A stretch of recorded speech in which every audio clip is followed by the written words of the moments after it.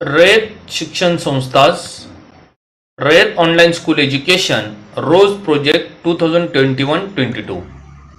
Welcome to all of you.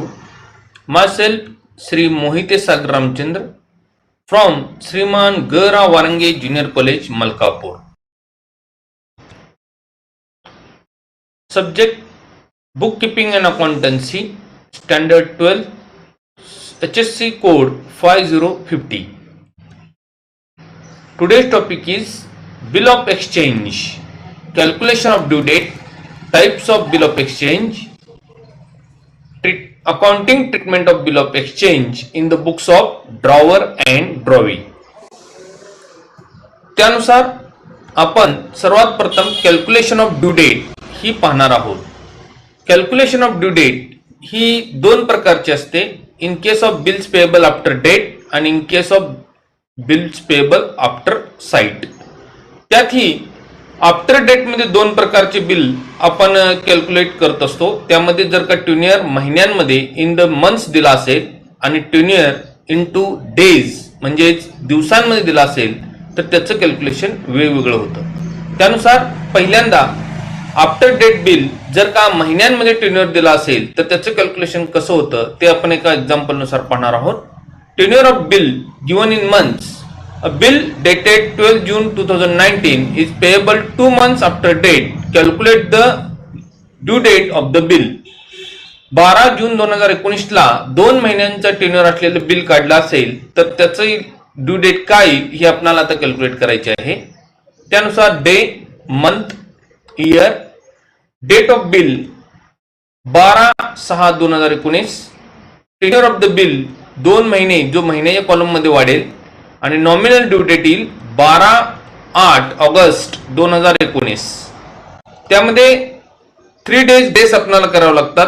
कोणत्याही बिलामध्ये 3 days grace हे आपल्याला करावे लागतात.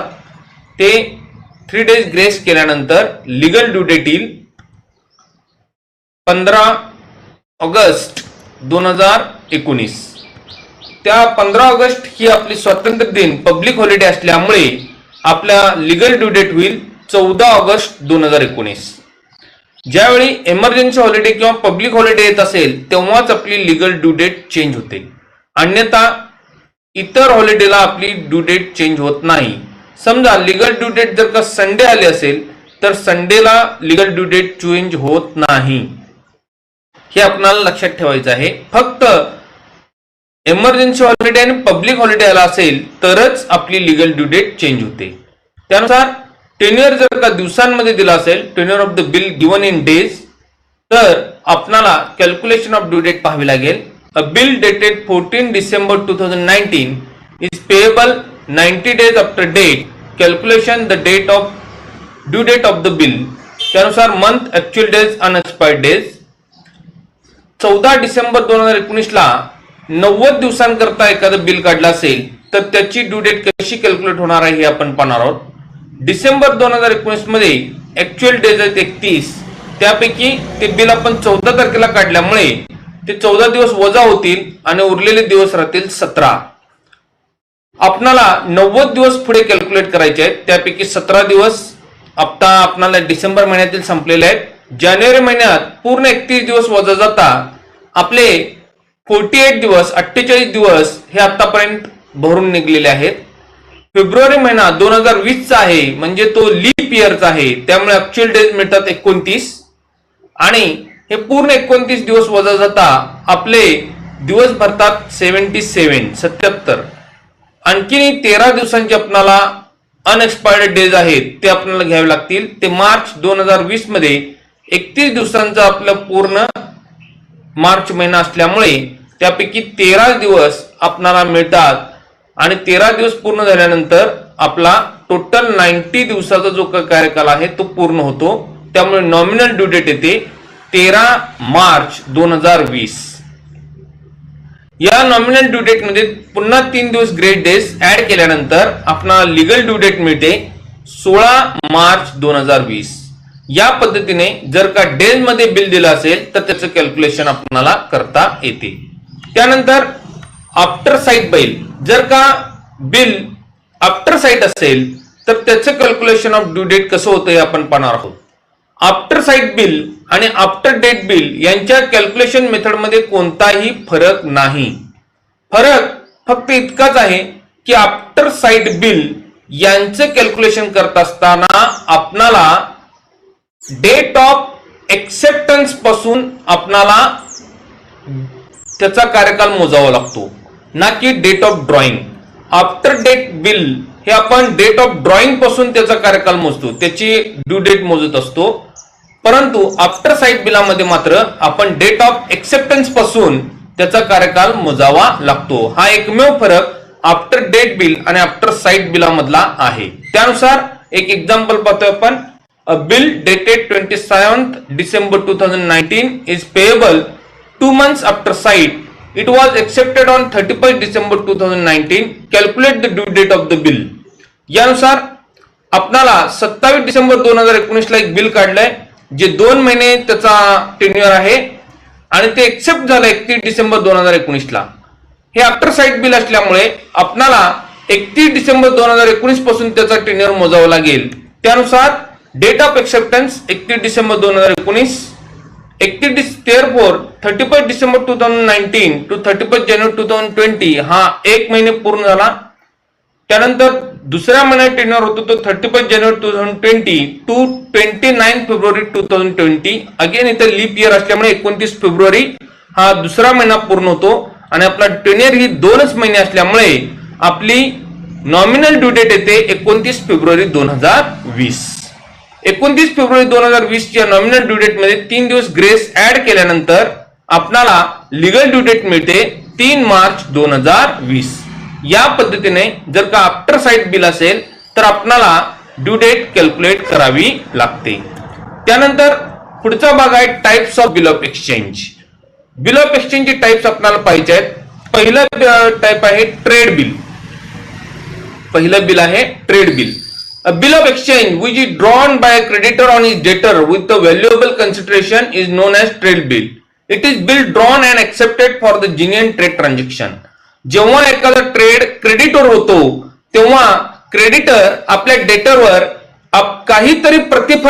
काहीतरी प्रतिफल मिळण्याच्या अपेक्षेने जे बिल काढलं होतं त्याला आपण ट्रेड बिल असे म्हणतो.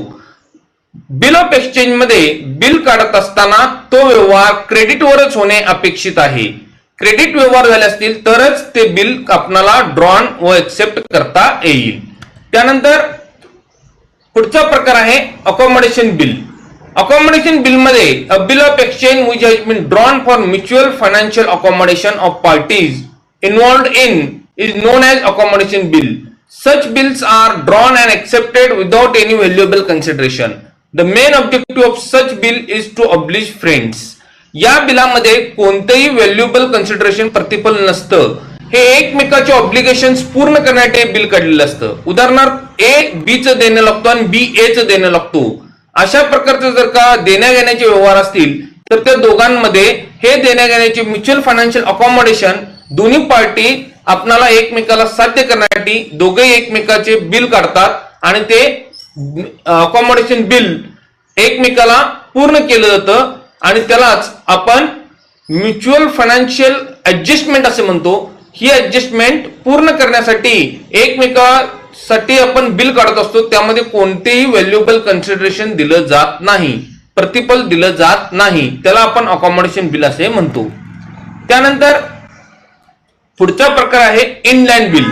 अ bill of exchange which is drawn between two parties that are located or reside in the same country and thus are made payable in the same country is known as inland bill of exchange. जेव्हा एकाच देशातील दोन व्यक्तींनी bill काढलं व स्वीकारलं असेल तेव्हा त्यास इनलँड बिल असे म्हणतात. त्यानंतर पुढचा बिलचा प्रकार आहे foreign bill. Foreign bill a bill which is drawn in country and made payable in another country is known as foreign bill. For example, a bill drawn in India and made payable in Australia or vice versa. एखादं bill जर एखाद्या देशात काढलं आणि ते दुसऱ्या देशात स्वीकारलं गेलं असेल, एक्सेप्टेड असेल, किंवा एखाद्या देशात एक्सेप्ट केलं आणि दुसऱ्या देशात काढलं असेल तर आपणाला ते फॉरेन बिल असे म्हणतात. या प्रकारच्या बिलामध्ये दोन कंट्रीज म्हणजे दोन देश अंतर्भूत आहे. असं दिसणे गरजेचं आहे, त्यालाच आपण फॉरेन बिल असे म्हणतो. Next, a further classification of bill of exchange are as follows. After date bill, आत्ताच मी सांगितल्याप्रमाणे after date bill is payable after at a fixed period.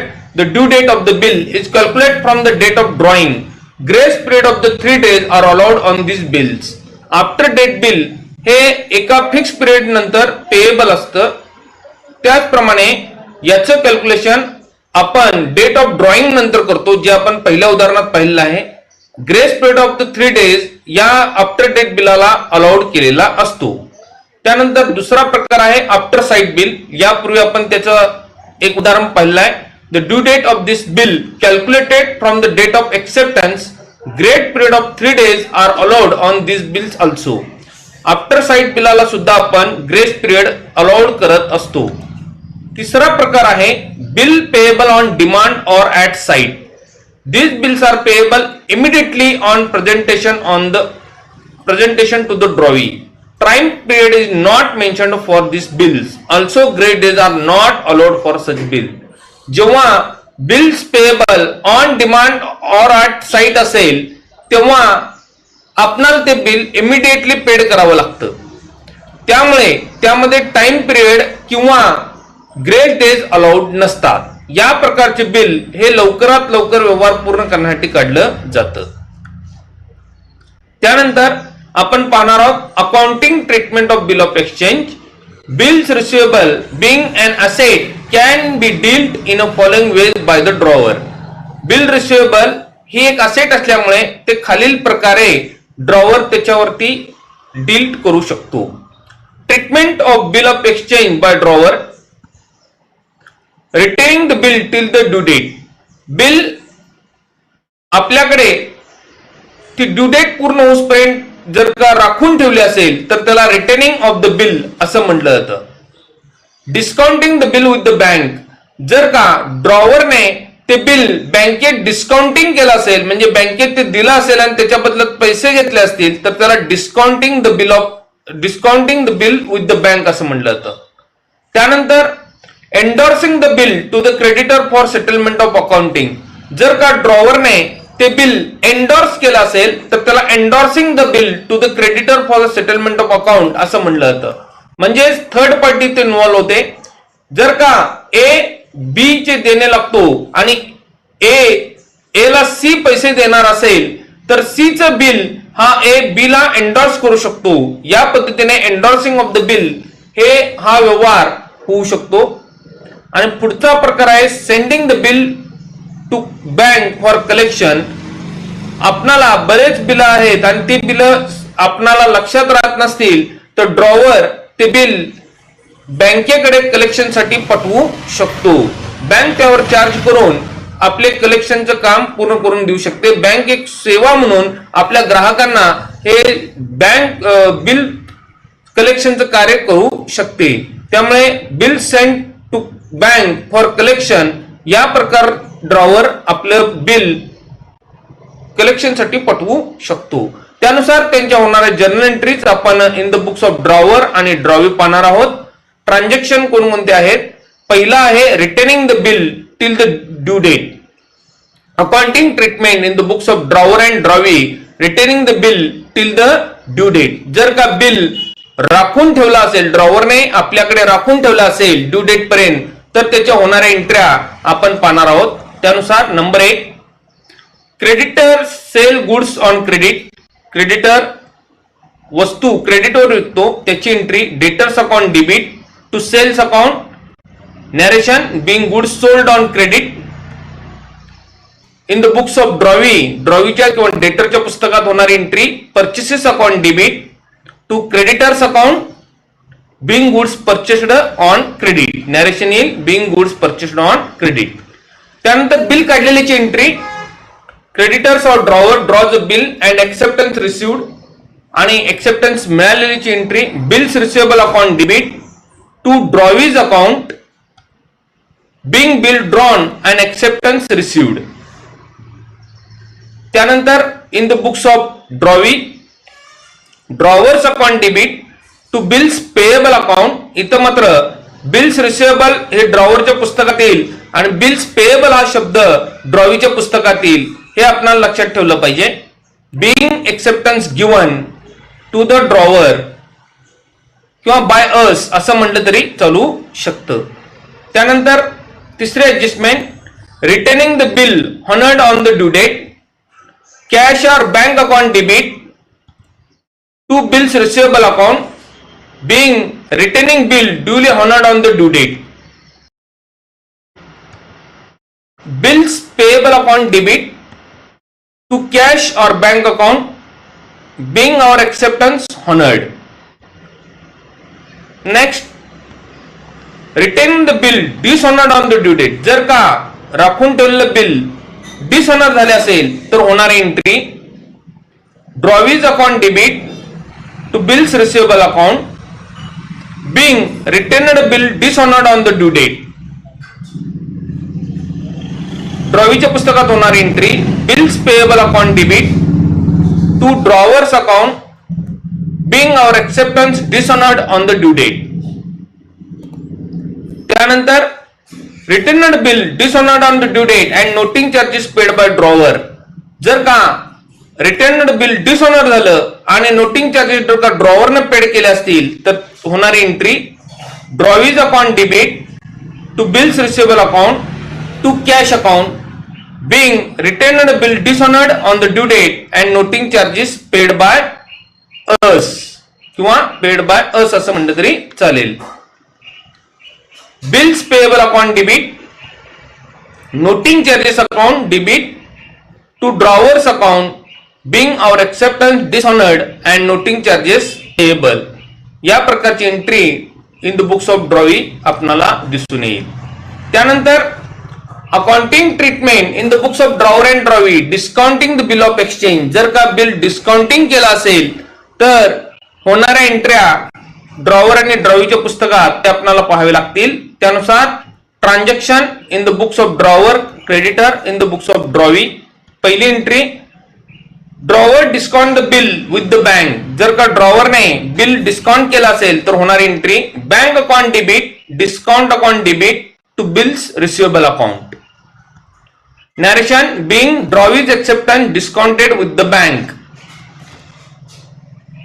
अशा अवस्थेत ड्रॉवीच्या पुस्तकात कोणतीही एंट्री होणार नाही, कारण हा व्यवहार ड्रॉवर आणि बँकेच्या मधला असल्यामुळे त्यामध्ये ड्रॉवीचा काही एक संबंध येत नाही. There will be no entry because drawee is not a party to the transaction. त्यानंतर second transaction, discounted bill honoured on the due date. जर का डिस्काउंटेड बिल हॉनर्ड झालं तर होणारी entry there will be no entry because drawer has already received the cash. ड्रॉवरच्या पुस्तकात अशा अवस्थेत कोणतीही एंट्री होणार नाही, कारण याचे पैसे आपण ड्रॉवरला बँकेकडून अगोदरच मिळालेले आहेत. आता हा व्यवहार ड्रॉवी आणि बँकेच्या मधलाच असल्यामुळे फक्त ड्रॉवीच्या पुस्तकात एंट्री होईल bills payable account debit to cash और bank account, narration being our acceptance honoured. या प्रकारे एंट्री ही ड्रॉवीच्या पुस्तकात केली जाईल. त्यानंतर नेक्स्ट तिसरं transaction, discounted bill dishonoured on the due date. जर का डिस्काउंटेड बिल डिसऑनर झालं तर होणारी entry drawee's account debit to bank account being discounted bill dishonoured on the due date. ड्रॉवीकडून पैसे येणे आहेत आणि बँकेला देणे आहेत. या प्रकारची एंट्री आपणाला ड्रॉवरच्या पुस्तकात जर का बिल डिसऑनर्ड झालं तर करावी लागेल. Bills payable account debit to drawer's account. आपलं बिल डिसऑनर झालं तर नेहमीप्रमाणे होणारी entry bills payable account debit to drawer's account being our acceptance dishonoured. या प्रकारे नरेशन त्याचं दिलं जाईल. त्यानंतर नंबर 4, discounted bill dishonoured and noting charges paid by bank असेल तर होणारी entry drawee's account debit to bank account being discounted bill dishonored on the due date and noting charges paid by bank. Amount column मध्ये फक्त फरक होईल. Amount मध्ये amount of bill plus noting charges याची रक्कम ऍड होईल आणि दोन्ही मिळून आपल्याला drawee's account debit to bank account अशी एंट्री घ्यावी लागेल. ड्रॉवीच्या पुस्तकात कोणताही फरक होणार नाही. Bills payable account debit, noting charges account debit to drawer's account ही एंट्री आपल्याला त्यामध्ये करावी लागेल. Being our acceptance dishonoured and noting charges payable या प्रकारे एंट्री आपल्याला डिस्काउंटिंग द बिल ऑफ एक्सचेंजच्या बाबतीत ड्रॉवर आणि ड्रॉवीच्या पुस्तकात करावी लागेल. त्यानंतर जर का बिल एंडॉर्स केला असेल तर इथे एक पार्टी वाढते.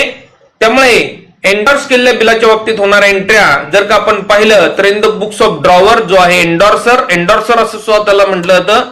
In the books of drawee आणि इन द बुक्स ऑफ एंडॉर्सी म्हणजेच ज्याच्या नावे बिल एंडॉर्स केलेलं आहे त्याला आपण इथं एंडॉर्सी असं म्हणतो. त्यामुळे इथे एक पार्टी वाढते आणि एकूण तीन पार्टीज होतात.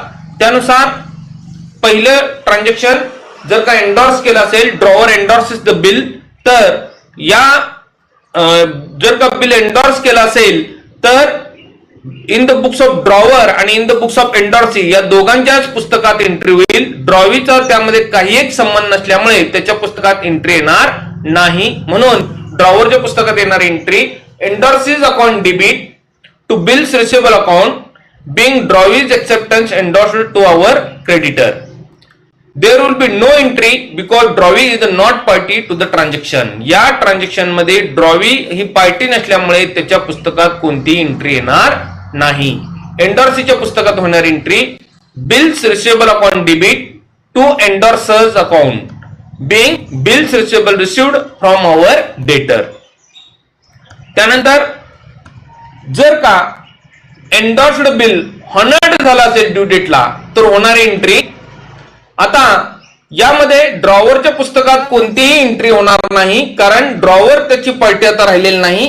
कारण हे बिल एंडॉर्सीकडे असल्यामुळे ड्रॉवी डायरेक्ट पैसे एंडॉर्सीला देतो. त्यामुळे ड्रॉवरला यामध्ये काहीही भेटत नाही. There will be no entry because drawer is not a party to the transaction. Bills payable account debit to cash और bank account being our acceptance is honoured आणि एंडॉर्सीच्या पुस्तकात एंट्री येईल कॅश और बँक अकाउंट डेबिट कॅश किंवा bank cash आपल्याला मिळाल्यामुळे to bills receivable account being bills receivable received and honoured. Bills receivable received honoured. त्यानंतर जर का एंडॉर्स्ड बिल डिसऑनर झाला असेल तर होणाऱ्या एंट्र्या. आता डिसऑनर झाला असेल तर तिघांच्या पुस्तकात एंट्री येतात. त्यानुसार ड्रॉवीज अकाउंट डेबिट ड्रॉवीकडून पैसे येणे टू एंडॉर्सीज अकाउंट डेबिट एंडॉर्सीला पैसे देणे अशी एंट्री होईल.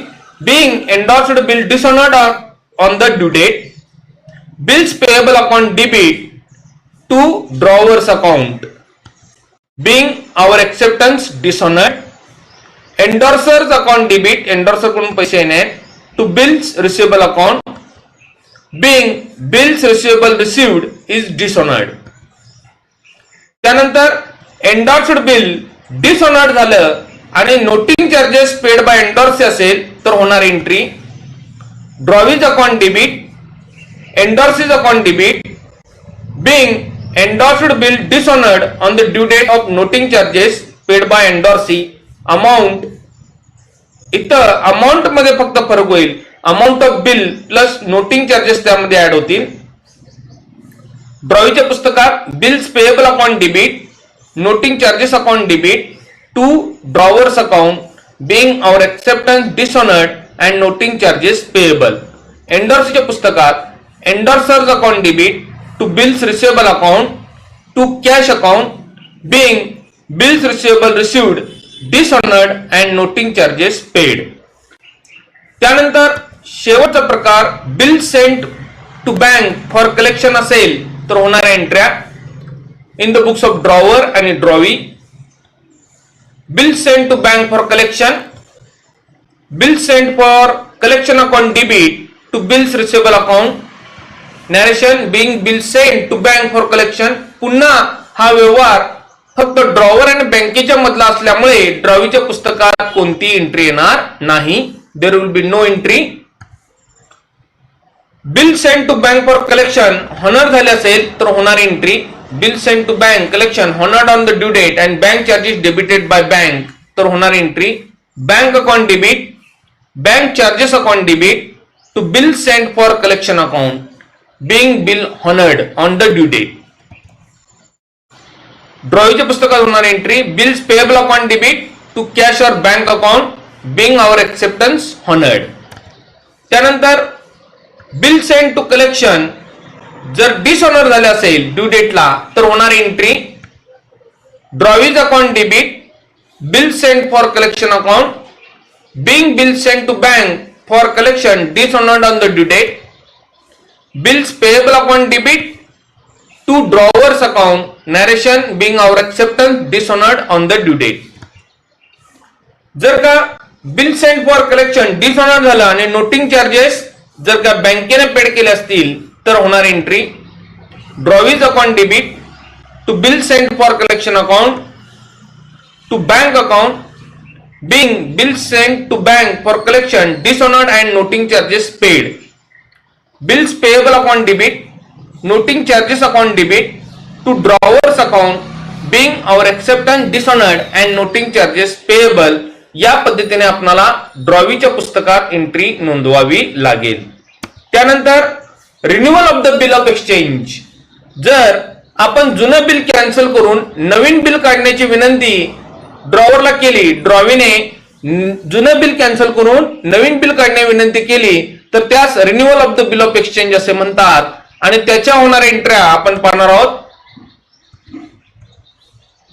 Cancellation of the old bill और dishonour of the bill drawee's account debit to bills receivable account जर का ते बिल रिटेन केलं असेल टू बँक अकाउंट जर का डिस्काउंटिंग केलं असेल to bill send for collection account जर का बिल सेंड फॉर कलेक्शन असेल टू एंडोर्स अकाउंट जर का ते बिल एंडोर्स केलं असेल तर या प्रकारे आपल्याला एंट्री त्यामध्ये करावी लागेल.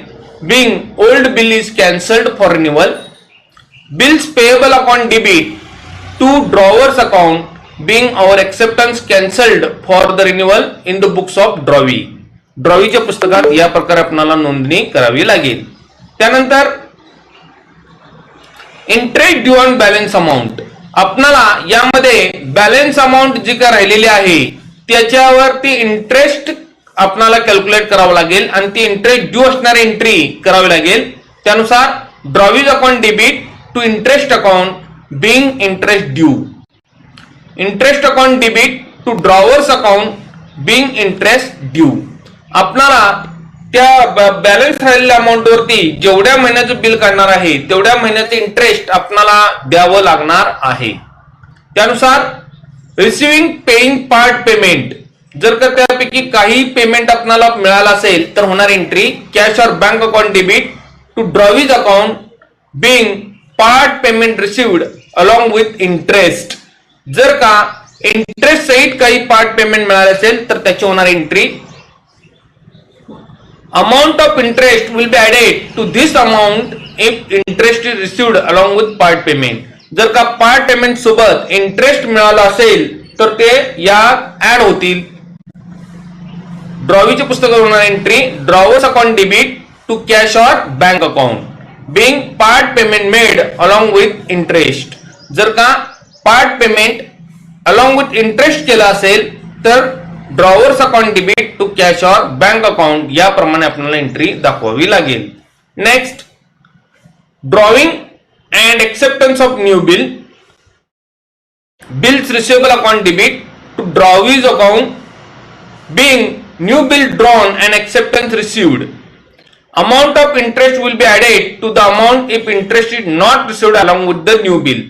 जर का पार्ट पेमेंट मध्ये जर आपण इंटरेस्ट पेड केलं नसेल तर नवीन बिलात या इंटरेस्टची रक्कम ऍड करून आपल्याला नवीन बिल विथ इंटरेस्ट काढावी लागते.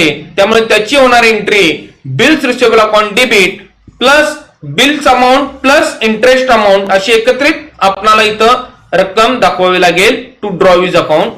आणि ड्रॉवीच्या पुस्तकात drawer's account debit to bills payable account being new bill accepted for the balance अशी एंट्री करून दाखवावी लागेल.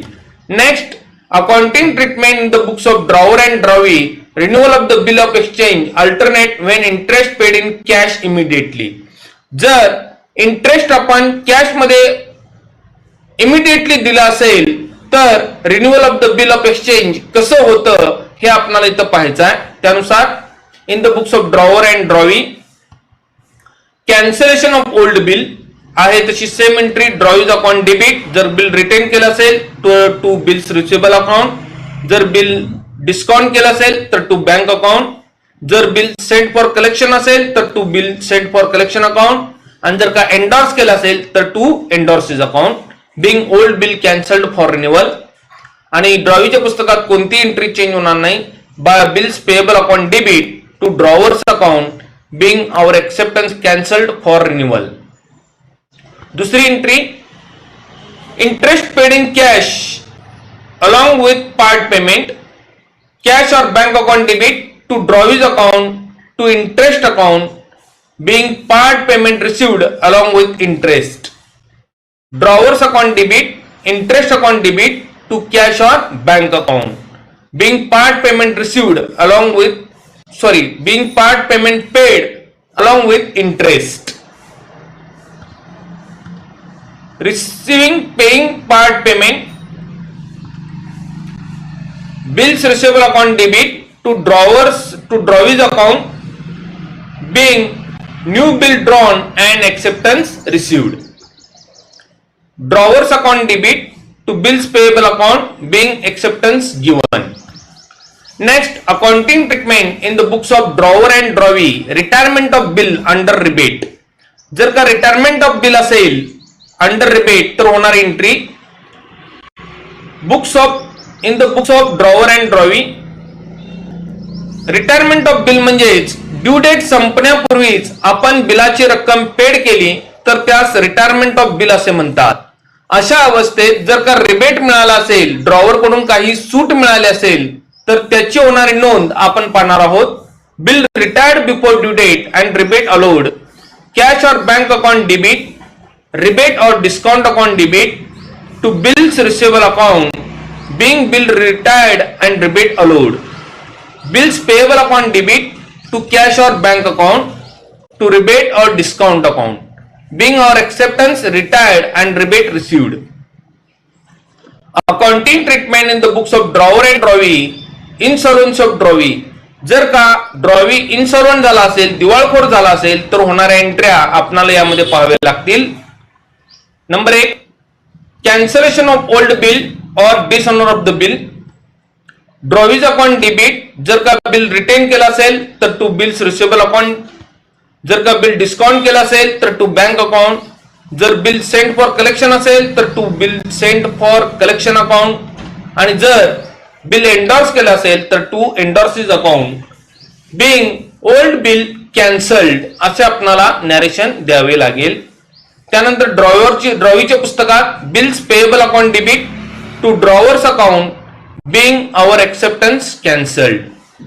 त्यानंतर insolvency entry, receiving final dividend and bad debts written off, cash or bank account debit, bad debts account debit to drawees account being final dividend received and bad debts written off, drawers account debit to cash or bank account to deficiency account. या पद्धतीने ड्रॉवीच्या पुस्तकात entry होईल. Being final dividend paid and balance credited to deficiency account. अशा प्रकारच्या एंट्र्या किंवा अशा प्रकारची ट्रीटमेंट आपल्याला ड्रॉवर, ड्रॉवी आणि एंडॉर्सच्या पुस्तकात करावी लागते. Thank you. Best of luck all of you students. Stay home, stay safe.